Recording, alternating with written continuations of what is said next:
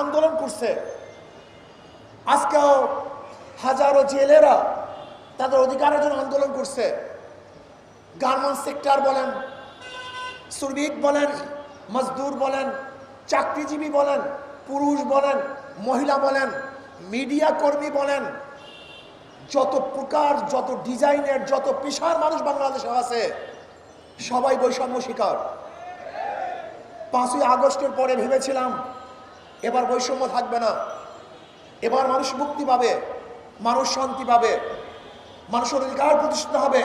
কিন্তু কি দেখলাম, 5ই আগস্টের পরেও আবারও বিচারবিহীন হত্যা, আবারও কি দেখলাম চাঁদাবাজি, আবারও কি দেখলাম খুন, জুলুম, অত্যাচার, দখলদারি, আবার মিথ্যা মামলার সয়লাব, আবারও সন্ত্রাস, আবারও গুন্ডামি, আবারও বদমাশি, আবারও অত্যাচার।